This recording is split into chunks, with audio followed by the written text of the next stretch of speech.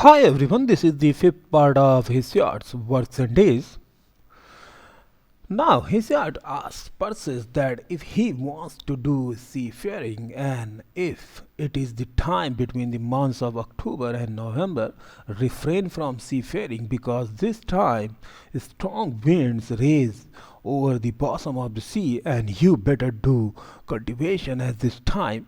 Drag your ship upon the land and pack it closely with stones all around to keep off the power of the winds which blow damply, and drag out the bilge plug so that the rain of heaven may not rot it.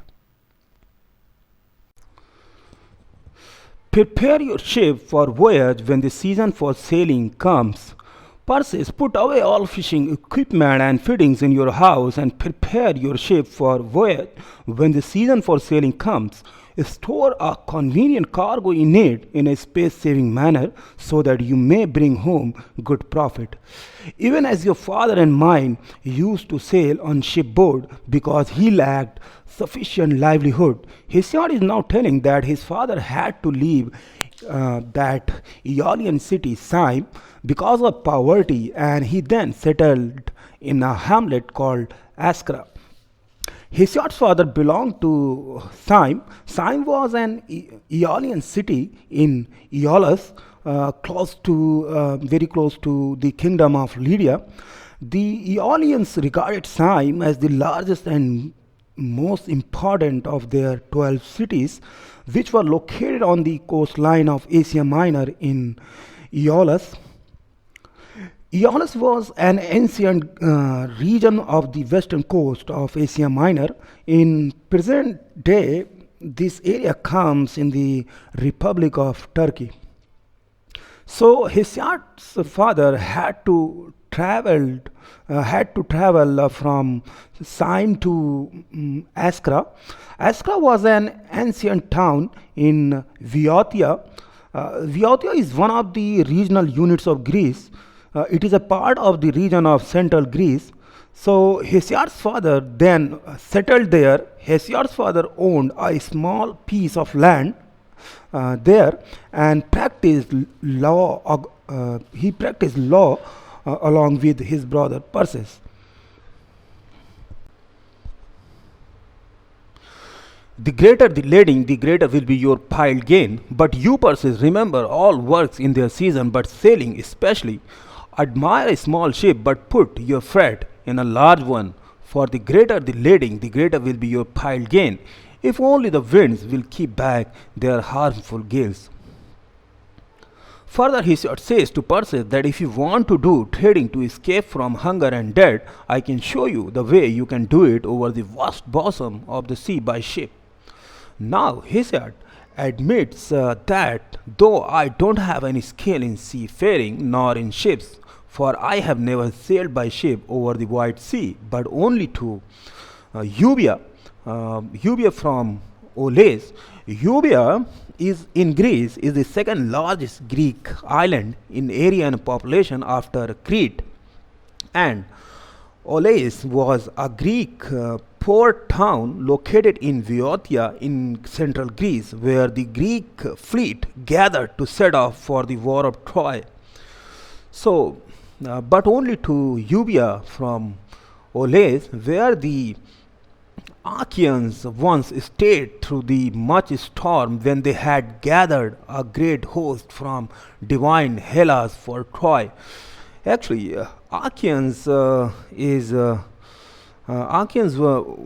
one of the four major tribes into which the people of classical Greece divided themselves. Means the other three tribes were Aeolians and Ionians and Dorians. So these are three other tribes, and this Achaean tribes is one of those four tribes. So then I cross over to Chalcis, to the games of vice, Amphidamus. Chalcis is the chief town of island of Euboea in Greece, and Amphidamus is the name of an historical king of Chalcis who died about 730 before Christ, after the Lelantine War, whose burial ceremony was associated with the poetic contest at a public festival.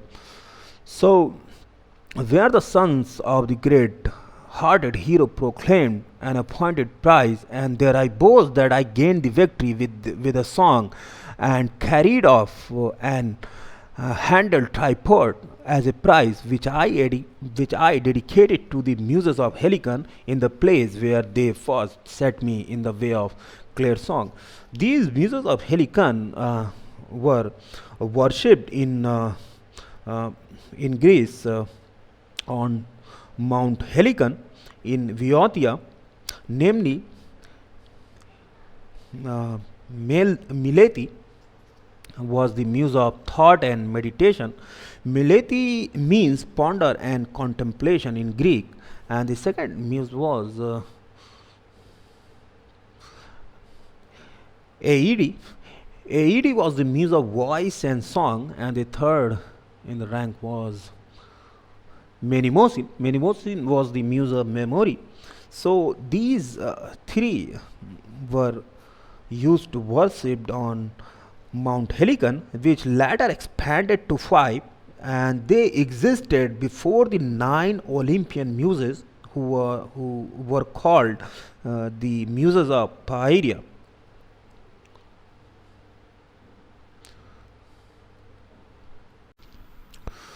The right time for you to go sailing, 50 days after the months of July and August, when the season of wearisome heat comes to an end, it is the right time for you to go sailing. Then you will not wreck your ship, nor will the sea destroy the sailors, unless Poseidon the earth shaker be set upon it, or Zeus the king of the deathless gods wish to slay them. For the issues of good and evil alike are with them, and at that time the winds are steady and the seas harmless. Then thrust in the winds without care, and haul your swift ship down to the sea, and put all the freight on board.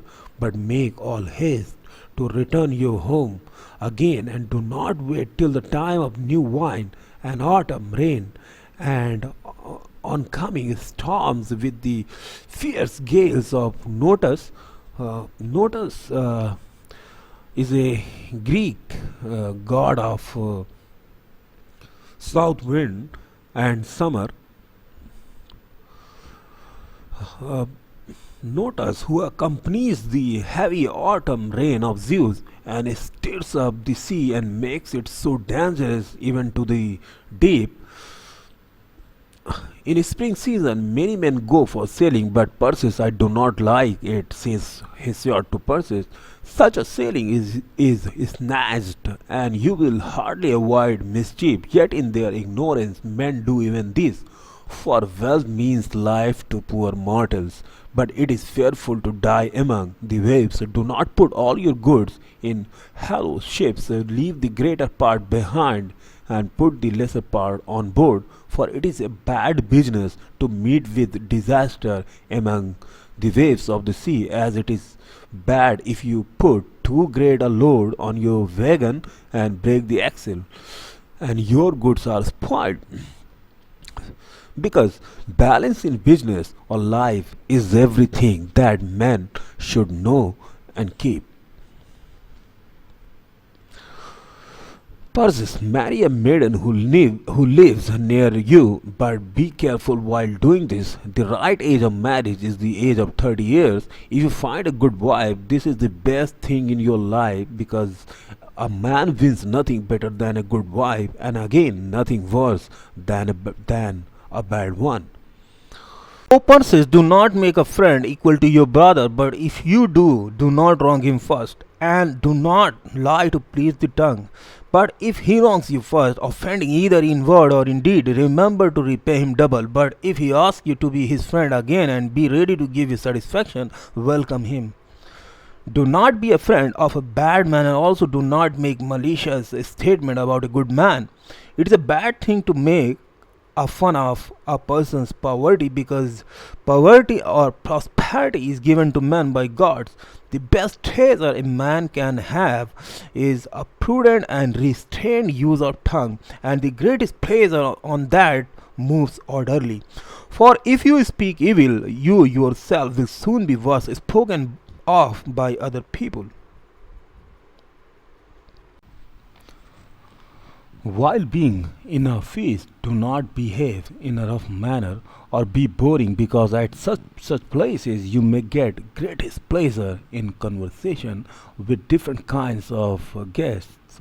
Offer wine to Zeus before dawn with piety in your soul and body, otherwise your offering will not be accepted, and thus your prayers unheard.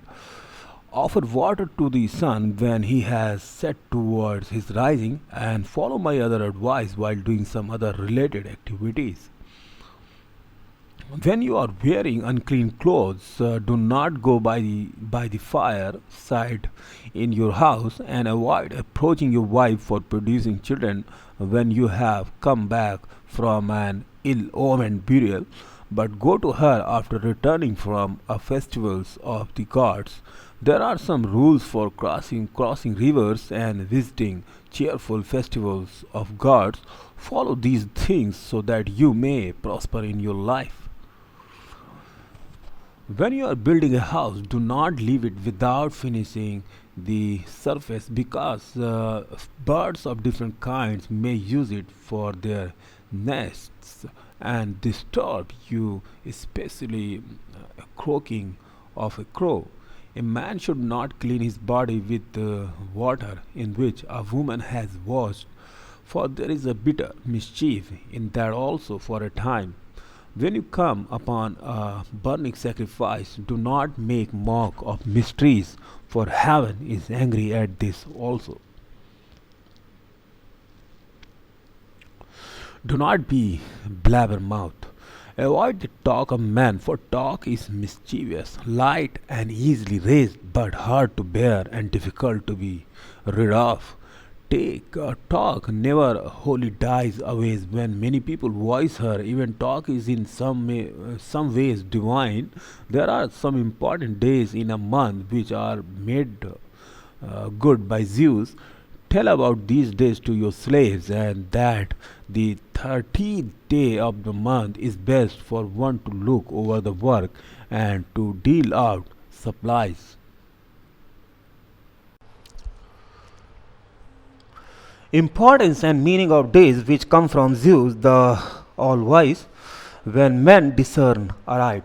Hesiod is now telling Perseus that there are some important days in a month.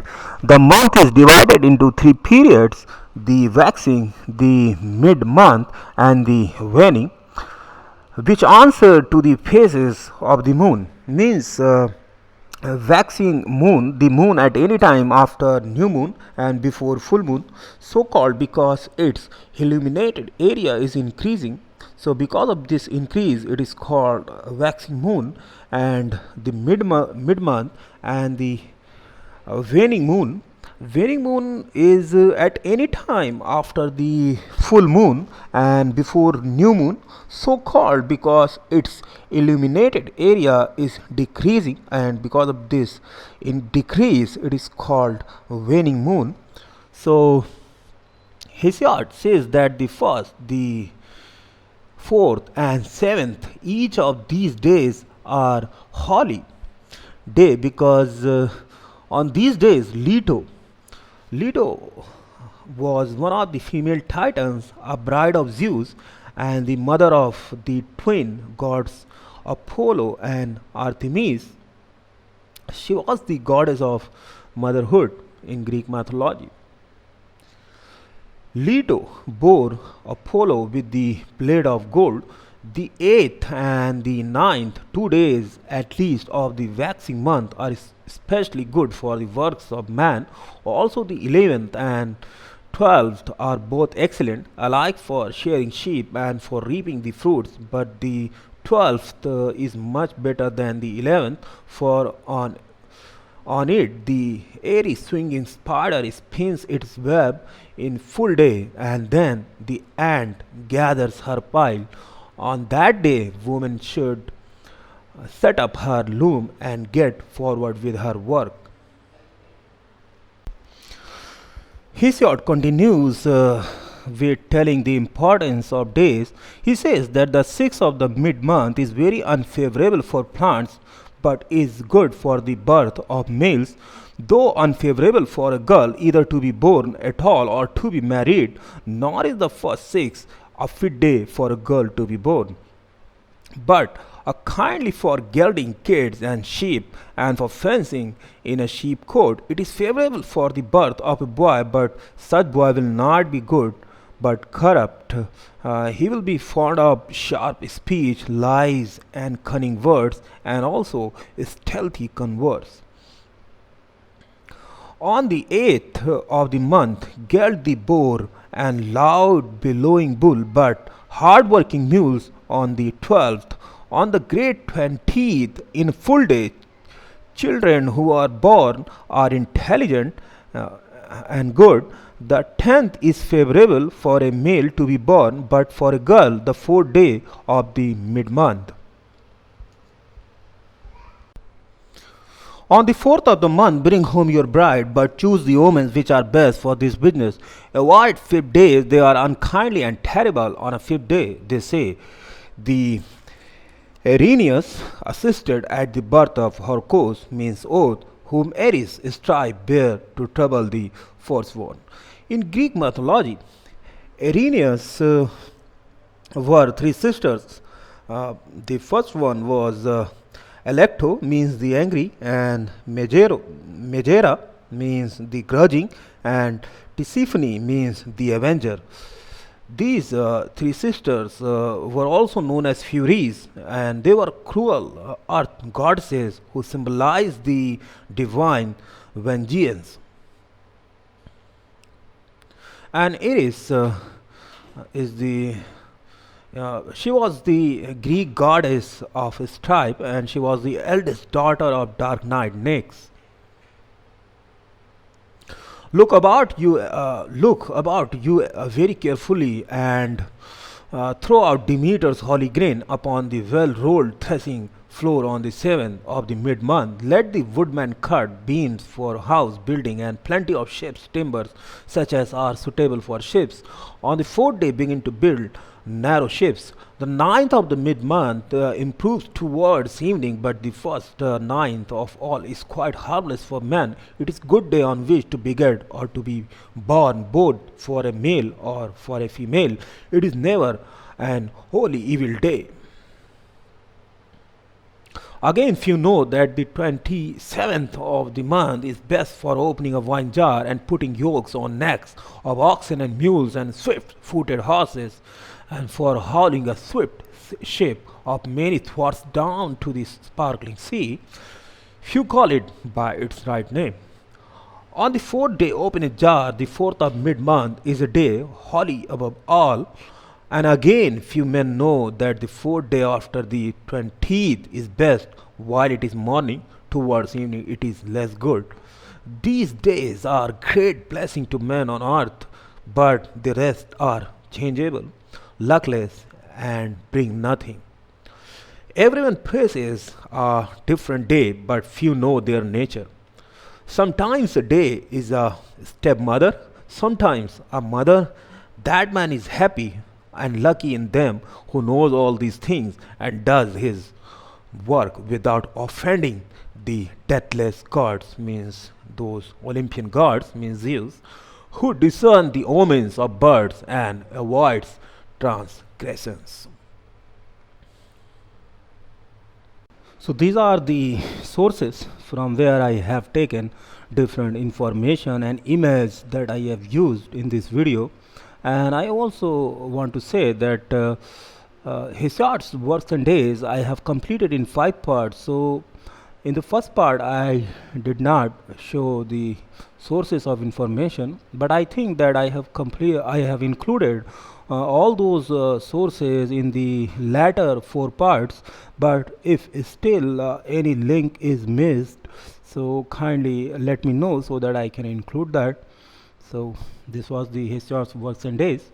So bye and have a nice day.